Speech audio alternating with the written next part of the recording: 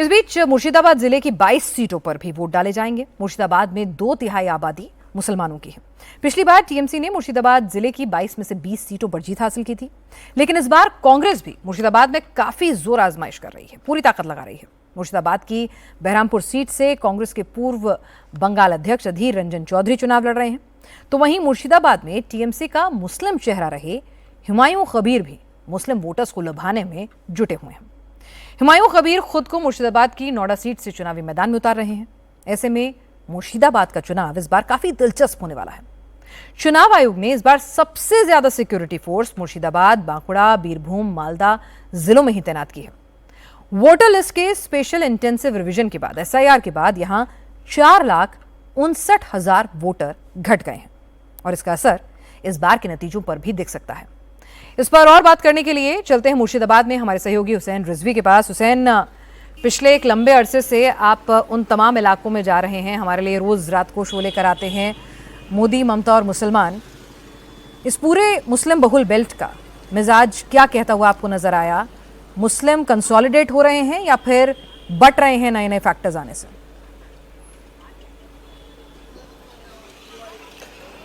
पिनाज, उत्तर दिनाजपुर, मालदा और मुर्शिदाबाद ये मुसलमानों के असर वाले ज़िले हैं। उत्तर दिनाजपुर में करीब 50%, मालदा में करीब 52% और मुर्शिदाबाद में 67 से 68% मुसलमान मतदाता हैं।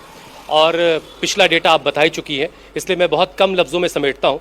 कुछ इलाके ऐसे हैं जहाँ पर कांग्रेस मजबूत होती हुई दिखाई दे रही है, वापस लौटती दिख रही है और वहाँ मुसलमानों का वोट बट रहा है। जैसे मालदा का मोथाबाड़ी वो जगह है, वो विधानसभा है जहां पर हमने बीडीओ ऑफिस में किस तरीके से न्यायिक अधिकारी बंधक बनाए गए थे, बंधक कांड हुआ, तो उसके बाद की सारी चीज़ें हम सबके सामने हैं। वो एक ऐसा रीजन है, वहां पर कांग्रेस की बात हो रही है। सूजापुर में कांग्रेस की बात हो रही है, रतुआ में कुछ कांग्रेस की बात हो रही है। यहाँ मुर्शिदाबाद जिले की अगर मैं बात करूं तो यहाँ भी कई ऐसी सीटें हैं जहां पर कांग्रेस की बात हो रही है। और बहुत बड़े इसमें जो रीजंस आ रहे हैं वो है, एक तो सबसे पहला एसआईआर और दूसरा एक वक्फ की भी बात मुसलमान कर रहा है। आमतौर से अगर देखें, उसका सीधा जो फोकस है वो यही रहा है कि एसआईआर बीजेपी लेकर आई है तो बीजेपी को रोकना है। अब बीजेपी पिछली बार साल 2021 में मुर्शिदाबाद की बहरामपुर सीट जीती थी और मुर्शिदाबाद जो विधानसभा है वो भी जीती थी, यानी 2 सीटों पर बीजेपी ने कब्जा किया था। मालदा में 12 में से 4 में कब्जा किया था और उत्तर दिनाजपुर की 9 में से 2 सीटों पर उसने कब्जा किया था। इस बार भी बीजेपी अपनी उस स्ट्रेटेजी को, जिसमें टीएमसी को वो एक मुसलमान परस्त पार्टी के तौर पर दिखाने की कोशिश जो उसकी रहती है, उसमें वो काम कर रही है।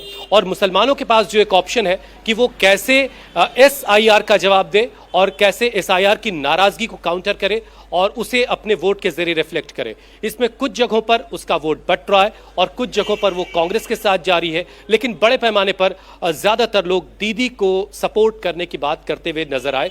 और दीदी की बात मैंने ज्यादातर इलाकों में सुनाई दी मुझे, खास तौर से जहां मैं खड़ा हूं ये बहरामपुर विधानसभा, और यहां से अधीर रंजन चौधरी जो कांग्रेस के हैवीवेट हैं वो यहां से चुनाव लड़ रहे हैं।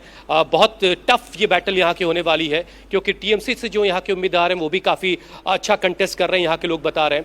नाड़ू गोपाल मुखर्जी, और यहाँ से जो मौजूदा विधायक हैं वो बीजेपी के ही हैं और उन्हीं को यहाँ की उम्मीदवारी सौंपी गई है। बड़ा मुश्किल है, लेकिन सेंटिमेंट्स यहाँ के ये कह रहे हैं कि अधीर दा को शायद थोड़ी एज हो सकती है, इसमें कई सारे पहलू काम कर रहे हैं, लेकिन अभी थोड़ा सा इंतजार किया जाए और वक्त ये बताएगा। लेकिन मुसलमानों का ओवरऑल जो रुझान है वो टीएमसी की तरफ और उसके बाद जो बच रहा है वो कांग्रेस की तरफ जा रहा है। ठीक है, तो यानी कंसोलिडेशन हो रहा है, लेकिन हाँ, कांग्रेस भी कुछ मुसलमानों को अपनी तरफ खींचने में कामयाब होती नजर आ रही है।